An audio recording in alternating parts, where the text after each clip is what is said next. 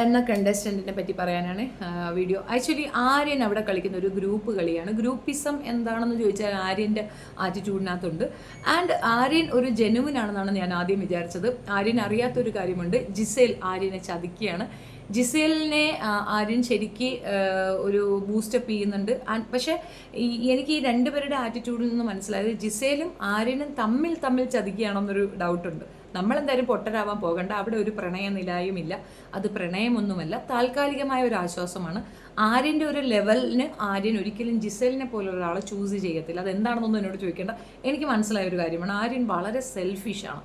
And നമ്മൾ ഇത്രയും ദിവസം വിചാരിച്ച ഒരു ആര്യനെ അല്ല ഇപ്പോഴുള്ള ആര്യൻ. പ്രത്യേകിച്ച് ഇന്നലത്തെ ടാസ്കിൽ നടന്ന ഒരു വിഷയം, ടാസ്കിൽ തലമൊട്ടയടിക്കുമോ എന്ന് ചോദിക്കുമ്പോൾ ജിസേലിനെ സപ്പോർട്ട് ചെയ്യുന്നതായി വരുത്തി തീർത്ത്, എന്നാൽ ജിസേലിന് മാത്രം മനസ്സിലാകുന്ന രീതിയിൽ ഒരു ഗെയിം അവിടെ കളിക്കുകയും തലമൊട്ടയടിക്കാൻ തയ്യാറാവാതിരിക്കുകയും ചെയ്യുന്നിടത്ത് ആര്യനിലെ സെൽഫിഷ് സംഗതി പുറത്തേക്ക് വരിക മാത്രമല്ല, ലൈഫിലേക്ക് അയാൾ മുന്നേറാനുള്ള എല്ലാ പഴുതുകളും അയാൾ തന്നെ അടച്ചതായിട്ടാണ് എനിക്ക് ഫീൽ ചെയ്തത്.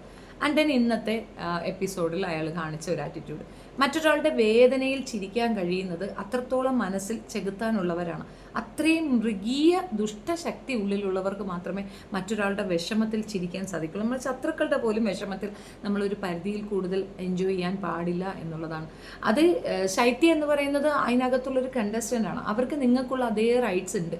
ആ പെൺകുട്ടി പറയാൻ ആഗ്രഹിക്കുന്നത് അവരുടെ ലൈഫിലെ ഏറ്റവും ഇമ്പോർട്ടൻ്റ് ആയ ഒരു സിറ്റുവേഷനെയാണ്.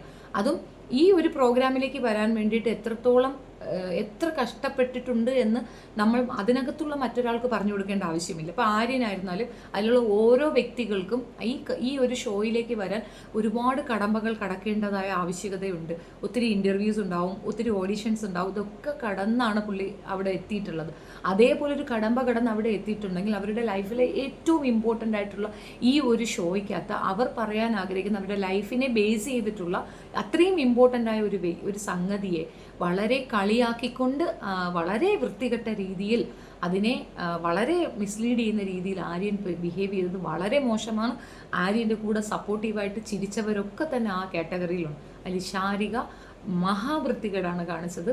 രണ കൊച്ചുകുട്ടിയാണെന്ന് വിചാരിക്കാം, 19 വയസ്സല്ലേ അവർക്ക്, അതിൻ്റെ മെച്യൂരിറ്റിയേ ഉള്ളൂ നമുക്ക് കൺക്ലൂഡ് ചെയ്യാം. പക്ഷേ അതിനുശേഷം അത്രയും വലിയൊരു ഫൈറ്റ് ഉണ്ടായപ്പോലും തിരിച്ചറിവുണ്ടാകാതെ, ഇത്രയും പേര് ഇതിനെ എതിർക്കുന്നുണ്ടെന്നുള്ള തിരിച്ചറിവുണ്ടാകാതെ അപ്പാനി ശരത്ത് ആര്യയുടെ അടുത്ത് പോയി നിന്നിട്ട് ചിരി സഹിക്കാൻ പറ്റുന്നില്ല എന്ന് പറയുമ്പം അപ്പാനി ശരത്തിൻ്റെ ലൈഫിലൊരു പ്രോബ്ലം ഉണ്ടാവില്ലേ? അപ്പാനി ശരത്തിൻ്റെ പേഴ്സണൽ ലൈഫിനെ പറ്റി പറയുമ്പോൾ ഇതുപോലെ അവൾ ചിരിച്ചാൽ എങ്ങനെയുണ്ടാകും? ഇന്നലത്തെ ഒരു എപ്പിസോഡിനകത്ത് നടന്ന ഒരു വിഷയത്തിൽ 3 പേരുടെയും ഫാമിലിയെ കൊണ്ടുവരണമെന്നൊക്കെ പറഞ്ഞുകൊണ്ടുള്ള ഇമോഷണൽ ഡ്രാമ കാണിക്കാതിരുന്നെങ്കിൽ 1000 പോയിന്റ്സ് അവർക്ക് കിട്ടുമായിരുന്നു. പിച്ച എടുക്കേണ്ട അവസ്ഥയിലേക്ക് ഈ ഒരു ഗ്രൂപ്പിനെ തന്നെ കൊണ്ടെത്തിച്ചത് ഇവരുടെ ഈ ഇമോഷണൽ ഡ്രാമ കൊണ്ടാണ്. ആകെ മൊത്തം അപ്പാനി ശരത്തായിരുന്നാലും ആര്യനായിരുന്നാലും വെറും ചെറ്റകളാണെന്ന് മനസ്സിലായി തന്നു എന്നുള്ളതാണ് ഇന്നത്തെ ഒരു എപ്പിസോഡിൻ്റെ ഒരു മേന്മ. ആര്യ ഇത്രയും മോശപ്പെട്ടൊരു പയ്യനാണെന്ന് ഒരിക്കലും അംഗീകരിക്കാൻ പറ്റില്ല. അതാണ് ചിലത് ചബ്ബി ചൈൽഡിഷ് ആയിട്ടുള്ള ഫേസൊക്കെ വെച്ചിരിക്കും, ഉള്ളിൽ അത്രയും ക്രൂരനാണെന്നുള്ളതിൻ്റെ തെളിവാണ്. ഇതൊന്നും കാണാതെ മാറിയിരുന്ന് ശൈത്യ വിഷമിക്കുന്നുണ്ടായിരുന്നു. ബട്ട് ഇറ്റ്സ് ഓക്കെ, അവൾ അതിനകത്ത് ആ ഫൈറ്റിലേക്ക് വന്നില്ല എന്നതിൽ പോലും അവളുടെ ഉള്ളിൽ നല്ല പെയിൻ ഉണ്ടെന്ന് നമുക്ക് കണ്ടറിയാം. രേണു മാത്രമാണ് ആശ്വസിപ്പിക്കാൻ പോകുന്നത്. രേണു തെറ്റിദ്ധരിച്ചാണ് ശൈത്യയുടെ അടുത്ത് പോയിരുന്നത്. ക്യാമറ ശൈത്യയുടെ അടുത്തുനിന്ന് തെറ്റിദ്ധരിച്ച് അവിടെ പോയിരുന്നത് അല്ല. ശൈത്യയുടെ അടുത്ത് ക്യാമറയില്ല, ബാക്കിയുള്ളവരുടെ അടുത്തായിരുന്നു ക്യാമറ.